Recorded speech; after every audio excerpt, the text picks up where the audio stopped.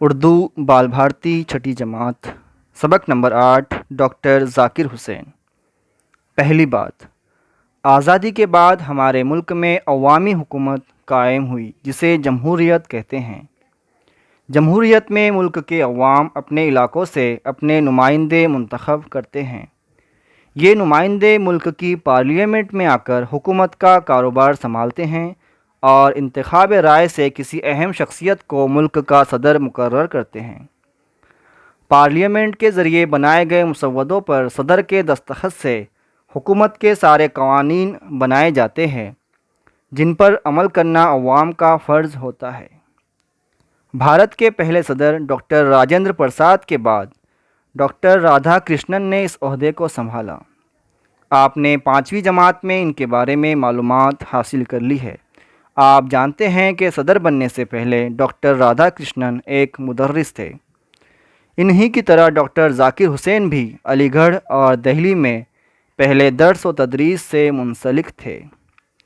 ان کی عالمانہ خوبیوں اور انتظامی صلاحیتوں کو دیکھ کر انہیں ملک کی صدارت پیش کی گئی تھی۔ آئیے دیکھیں ان کی زندگی کیسے گزری۔ سبق کی بلند خوانی۔ ڈاکٹر ذاکر حسین ہمارے ملک کے تیسرے صدر جمہوریہ ہوئے ہیں۔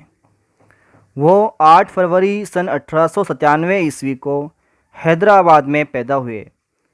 ان کے والد فدا حسین خان حیدرآباد میں وکالت کیا کرتے تھے۔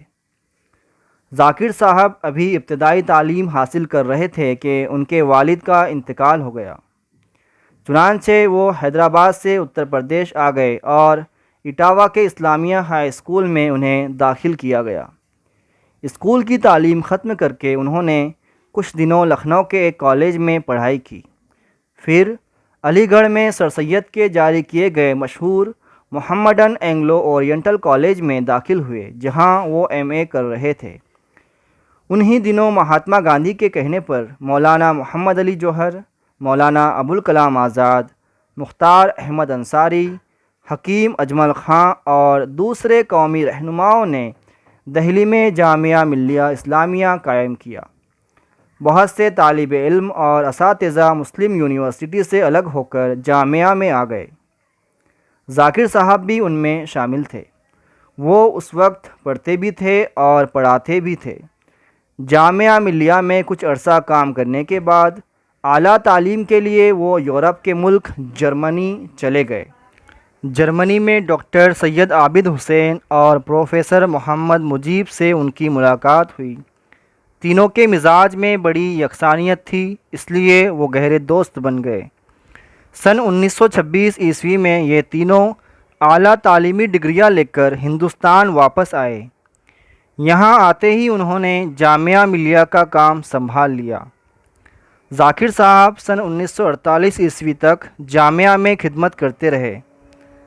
پھر اس وقت کے وزیر تعلیم مولانا آزاد نے ان سے علی گڑھ یونیورسٹی کی ذمہ داری قبول کرنے کے لیے کہا۔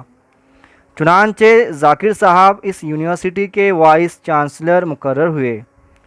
اپنی صلاحیتوں کو کام ملا کر ذاکر صاحب نے مسلمانوں کے اس تعلیمی ادارے کو خوب ترقی دی۔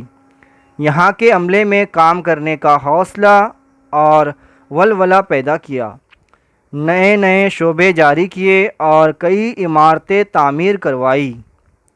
ذاکر صاحب کی وجہ سے یونیورسٹی میں نئی جان پڑ گئی۔ ذاکر صاحب کی صحت ایک زمانے سے خراب تھی۔ علی گڑھ میں کاموں کا بوجھ بڑھا تو ان کی صحت بھی تیزی سے گرنے لگی۔ آخر سن 1952 میں انہوں نے استعفیٰ دے دیا اور اپنے گھر جامعہ نگر دہلی چلے آئے۔ کچھ عرصے بعد پنڈت جواہر لال نہرو کے اصرار پر انہیں بہار کا گورنر مقرر کیا گیا۔ اس ذمہ داری کو بھی ذاکر صاحب نے بڑی خوبی سے نبھایا۔ سن 1962 میں انہیں نائب صدر جمہوریہ بنا دیا گیا۔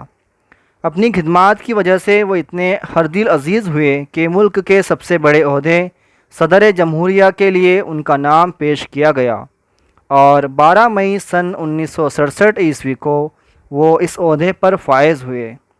اصل بات یہ ہے کہ جو شخص خلوص، محبت، لگن اور دیانت داری کے ساتھ عوام کی خدمت کرتا ہے اسے زندگی میں ضرور کامیابی حاصل ہوتی ہے۔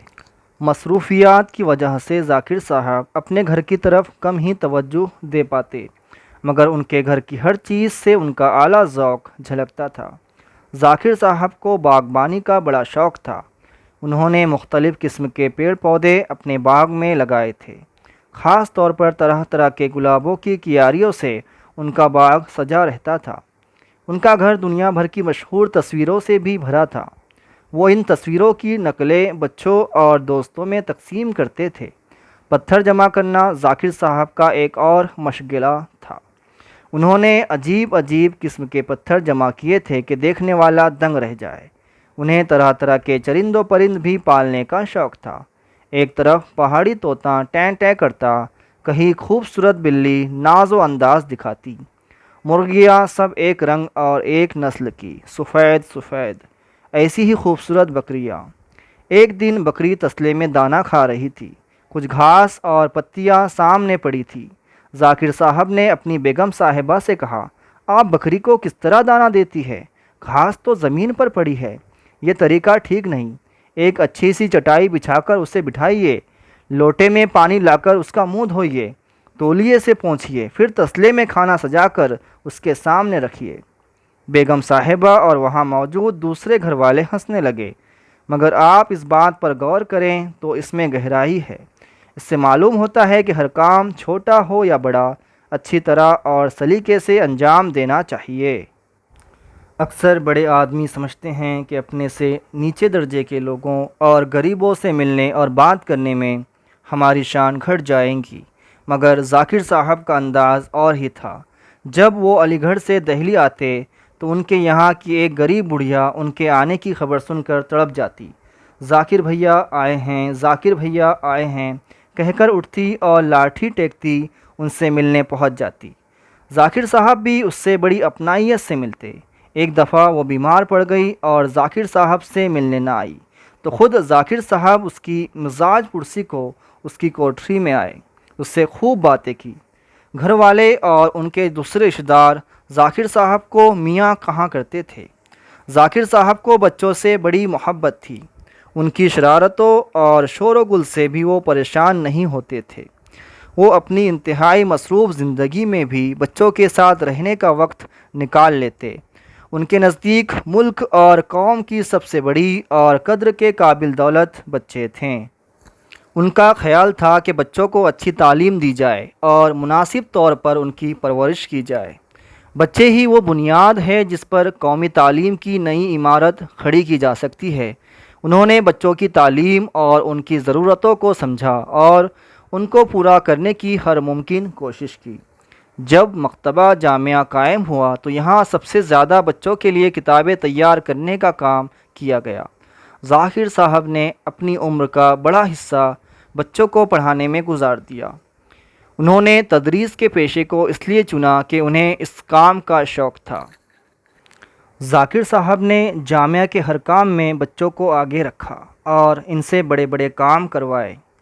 سن 1935 عیسوی میں جب دہلی میں جامعہ نگر کی عمارتیں بننا شروع ہوئی تو ان کا سنگ بنیاد رکھنے کے لیے اس بچے کو عزت دی جو عمر میں سب سے چھوٹا تھا۔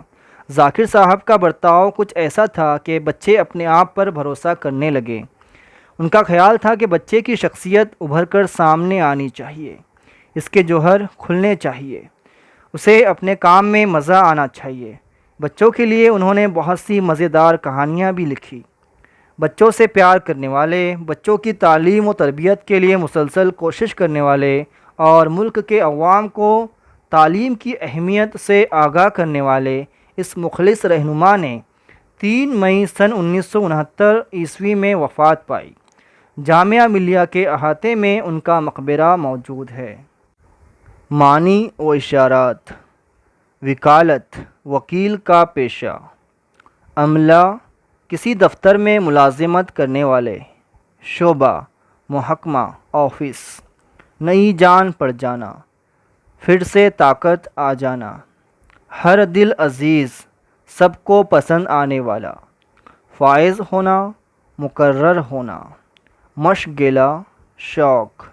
سنگ بنیاد، کسی عمارت کی بنیاد میں رکھا جانے والا پتھر، جوہر کھلنا، صلاحیت ابھر کر سامنے آنا۔